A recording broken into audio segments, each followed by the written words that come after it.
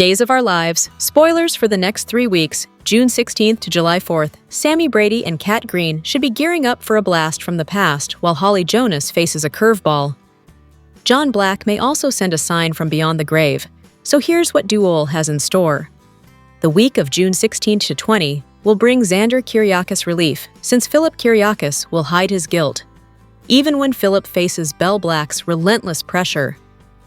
Philip will cover up Xander's role in nearly eliminating him permanently, but whatever deal they strike could have consequences.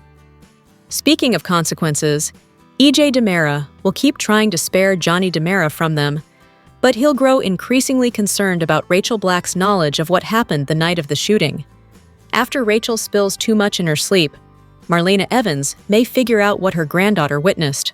Johnny may have to convince Marlena that he didn't actually fire his weapon at EJ, no matter how bad things might have looked to Rachel. Over with Bo Brady and Hope Brady. Days spoilers say they'll take a trip around the world as a reunited couple. That means Hope and Brady will have to bid farewell to Salem for now. On graduation day, Sophia Choi will freak when she goes into labor, but Tate Black will support her just like he promised. It looks like Sophia will get rushed to the hospital as the week of June 23rd to 27 gets underway. However, the birth of this baby may lead to a massive Days twist, since Aaron Green is coming back in the picture at exactly the right time. Did Aaron sleep with Sophie off-screen and conceive this child with her? We won't be surprised if Aaron pushes for a paternity test and ultimately gets proof that he's the father. That could throw Tate for a loop and bring quite a curveball for Holly too. Will Holly feel like the universe is back on their side? Could this lead to Holly considering a new chapter with Tate? Regardless, Holly will be there for Tate as he deals with a mess of emotions. Witnessing that could push Doug Williams III back into Ariana Ari Horton's arms as well. Next, Andrew Donovan and Paul Narita will move forward with their plans to say vows and make a marriage commitment. Paul and Andrew's nuptials will bring a little joy to Salem soon enough. The week of June 30th, July 4th should bring Sami's return and finally give her a chance to comfort Marlena over John's passing. Marlena will appreciate the extra support and another opportunity to reminisce about her true love. Of course, Marlena is still missing a special coin that wasn't in John's belongings. Although Marlena has given up hope on finding it, Days spoilers suggest it may resurface when Marlena needs it most. John might put that coin back in Marlena's hands somehow and send Doc a sign from beyond the grave to let her know he's still with her. Back with Sami, she'll likely have a surprise encounter with Kat, one that offers a blast from the past. Kat saw Sami's picture at the townhouse and thought she looked familiar, but she couldn't quite put her finger on it. Seeing Sami in person could open the memory floodgates and click things into place for Kat. Days of Our Lives spoilers say Kat and Sami's connection will be revealed at some point, so stay tuned for updates on any shocking news to come. As Days of Our Lives celebrated Stephen Nichols' 40th anniversary playing the legendary Steve Patch John, they surprised us with a return of sorts that we weren't expecting, but probably should have. In Monday's episode, Steve was visited in his dreams by his sister, Adrienne, who promised that John was healed and up in heaven with her, and she was watching out for him. While Steve wasn't sure of the dream, Kayla insisted that, according to her mother, dreams were the places angels could come visit us. This time, it seemed, we really did get to see Adrienne. Adrienne first popped up back in 1986, a year after Steve, where she revealed she was his little sister. She romanced Justin, the two got together, then left town. She was gone from 1991 until 2007, but Kayla brought her back to town to help her brother Steve. He'd been dead in all that time, and when he showed up alive in Salem, his memories were missing. Adrienne helped Steve, then left town with Justin for a time, returning a couple years later, where she remained until her death in 2020. Or was it 2019? We just celebrated Father's Day, but it was Mother's Day of 2019 that we lost Adrienne. It happened in the infamous year time jump, when she was killed in a car crash. Will served jail time for the accident, but eventually, we learned that it was actually a drunk Maggie who caused it after falling off the wagon. Except, it wasn't really Maggie's fault, as we eventually learned that Orpheus caused the accident that took Adrienne's life and Sarah's baby daughter, Mackenzie. Since her death, Judy Evans has stuck around, playing Adrian's look-alike Bonnie, who is now married to Justin in her stead. In other words, other than Bonnie's fashion sense, not much changed. So far, Adrian's death has stuck, and we don't see that changing anytime soon. But we were happy to see her once again, and with Jack in town for a spell, it wouldn't have been an anniversary celebration for Steve without her. We pick up from Friday, with Xander inching his way towards Philip, pillow gripped in both hands. But he stops cold as Philip opens his eyes. Kayla's packing Stephanie's manuscript in her bag out in the reception area when Sarah stops her to talk. Kayla breaks the news about EJ's budget proposal. It's not what she was hoping. Sarah offers to keep picking up night shifts if they're short-staffed. It's not like she's got a husband to go home to. Kayla, though, has to get going to Steve's retirement party, so she heads out, just before Kate shows up to ask if Sarah's seen the manuscript. But then the cop guarding Philip's room walks by, having gone to the bathroom for an emergency, and a panicked Kate and Sarah rush into his hospital room. "Oh my God, Philip! He's awake!" Kate rushes to his bedside, while Sarah spots Xander and demands to know what he's doing there. He's just checking on Philip, of course, but then he woke up. He hasn't said a word, though. Kate asks if Philip can hear her, and he answers, "Mom, what's going on?" Xander's fake relieved, then gets kicked out by the ladies. He asks what happened. He doesn't remember. When Sarah asks for time to examine him alone, he just says he was surprised to see his brother, and he feels like he got hit by a truck. Back out in the reception area, Kate lays into the cop, telling him he failed to protect Xander, and he's going to pay for it.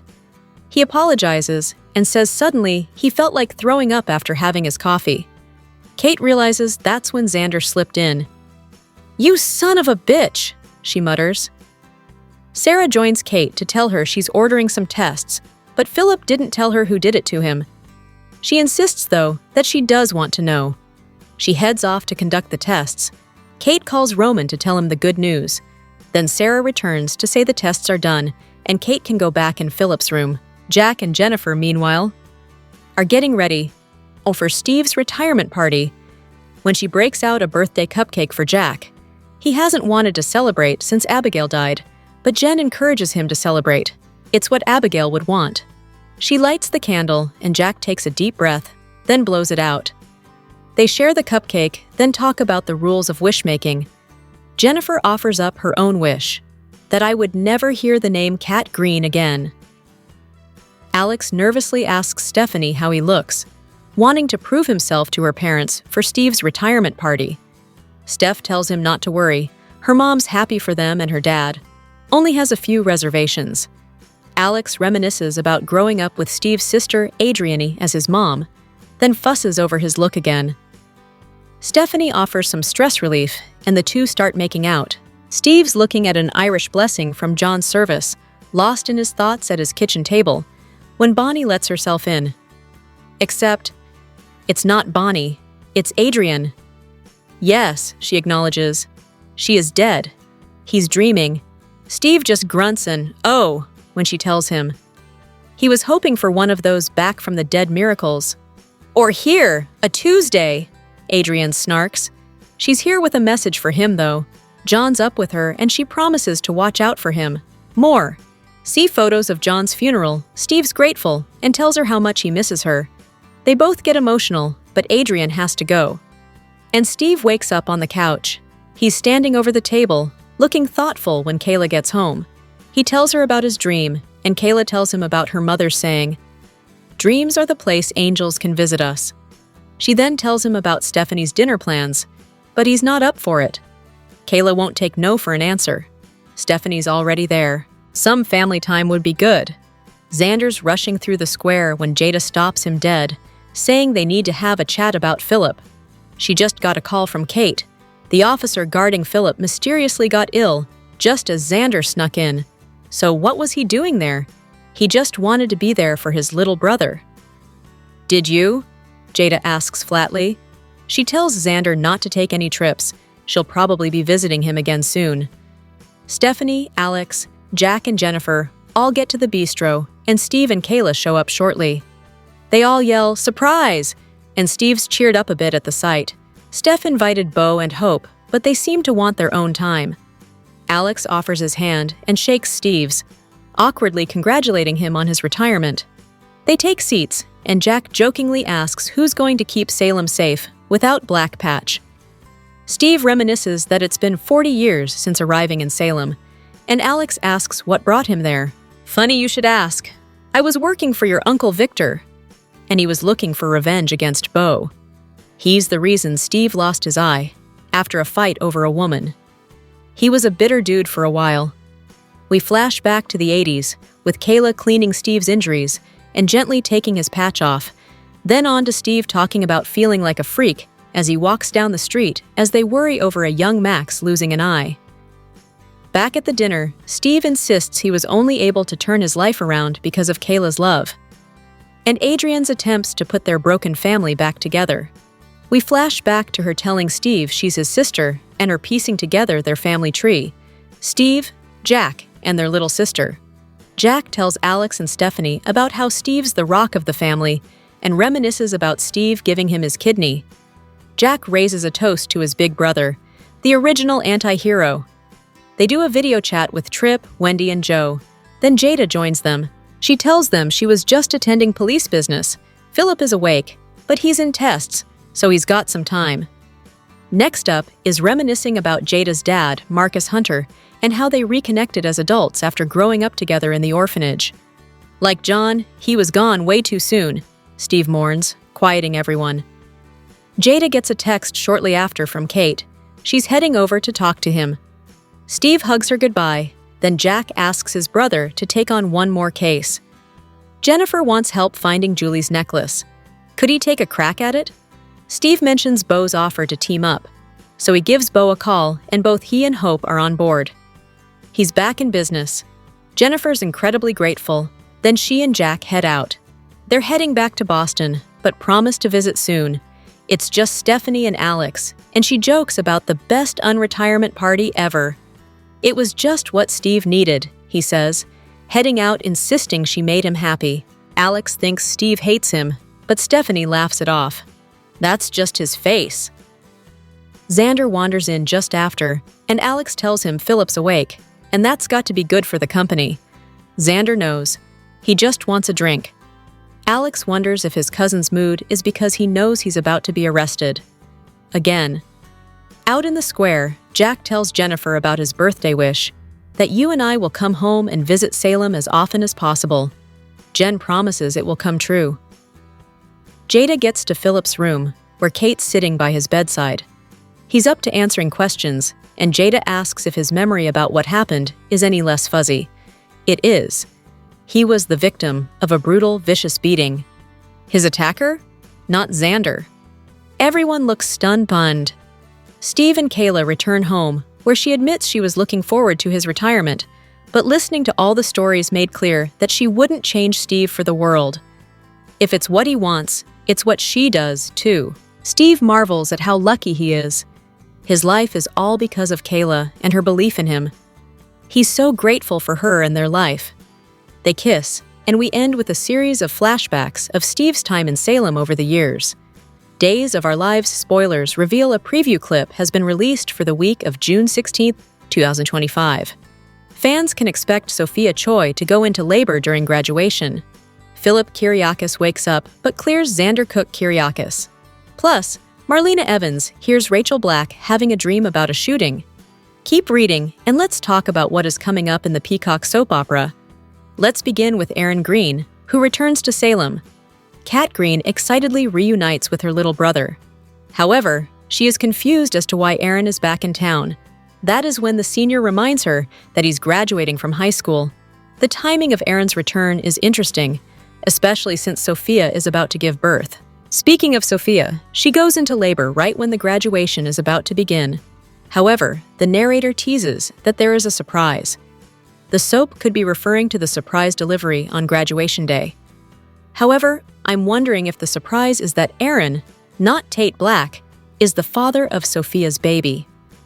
The preview clip also shows Holly Jonas telling Tate that she's applied to European universities. Tate confesses that he's just applied to Salem University, but for obvious reasons. Days of Our Lives spoilers reveal that Philip will finally wake up. However, it will be right about the time that Xander is about to smother him with a pillow. What is interesting is that Philip defends and clears Xander of any wrongdoing. Even though nobody believes Philip's claim, he sticks to his story. But the question is why? Bell Black asks him why he's covering for Xander. However, the patient insists that Xander wasn't the attacker. Fans will also see Rachel asleep on Marlena's couch. The psychiatrist sits up alarmed when she hears Rachel mumbling in her sleep. As the little girl tosses and turns, she talks about a shooting. Paulina Price shares a toast with Abe Carver and Chanel Dupree DeMera. Plus, Bo Brady and Hope Brady decide to start a new chapter together. However, it won't be in Salem. Which storyline are you looking forward to seeing the most during the week of June 16, 2025?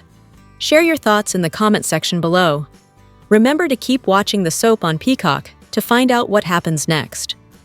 Days of Our Lives spoilers and updates reveal fans are frustrated at no scenes with Shane and Andrew Donovan in them together recently. Both were back in Salem through the search for injury of and death and funeral of John Black. Why no father and son scenes? In spite of, or perhaps because of Paul Narita's father's death, Andrew decided this was the time to propose marriage, and Paul accepted. Now there will be a wedding planned, and most certainly certain family members will be expected to be there. Paul may have wanted John to be a best man, but obviously that cannot happen now. More than likely, Steve Johnson will step up in John's place. But what about Andrew's father Shane and his mother Kimberly Donovan and sister Teresa Donovan? It was plainly stated in recent dialogue that Kimberly once again had conquered cancer, although she and Teresa didn't make it for John's funeral.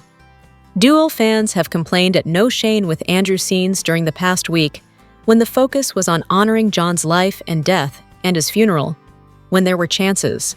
It's possible that there were some behind-the-scenes reasons, such as Charles and Colton not being available at the same time when the scenes were filmed, their schedules clashing. It's easy to think that soaps, and other programs for that matter, are filmed as viewers see the finished product, but that's not how the process goes. It's much more like a jigsaw puzzle, where the puzzle pieces are the individual scenes and the completed puzzle is the show. That's also the reason that actors can't always share exactly what's going to happen ahead in their storylines, although they can sometimes tease bits and pieces. As far as what's going to happen on Duel, the show doesn't give spoilers very far ahead, sometimes a couple of weeks, but mostly current week, a couple days before it starts. We know that Andrew and Paul's wedding is planned, but we don't currently have information as to when it will air. It could still be down the road a bit, with other things playing out first before the show circles back around to it. That means that, perhaps, when it does happen, there will be more Donovan family time included, and Shane might be part of it. For that matter, perhaps by that time, Kimberly and Teresa and other Donovan family members will all show up. Be sure to catch up on everything happening with Duel right now. Come back here often for Days of Our Lives spoilers, news, and updates. Days of Our Lives spoilers for Tuesday, June 17th. Place viewers in a peculiar position. Kat is the one who did terrible things to Chad and his family. Yet he is apologizing to her? What's up with that? Most recently, Kat went skydiving with Chad, resulting in his badly spraining his ankle.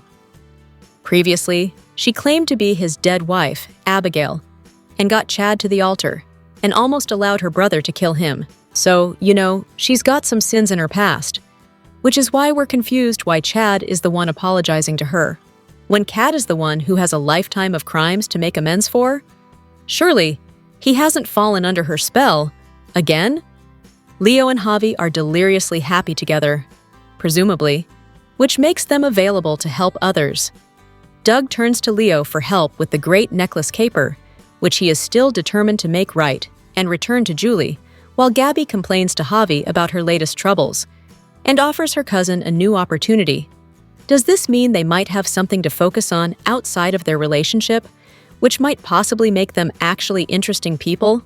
With Sophia's baby due any day now, Tate has a lot on his mind. But he's not so busy that he can't drop everything for Holly. They look back on their relationship, which was profound and meaningful to both of them. After all, they gave the best minutes of their lives to each other. The only reason they broke up was because he knocked up another girl, and she stood up for a thief. Totally normal teenage problems. Steve Patch Johnson is a fan-favorite character on Days of Our Lives. The hero who recently mourned the loss of his best friend John Black wasn't always the do-gooder that he is now. In fact, his origins are far more sinister than most fans remember.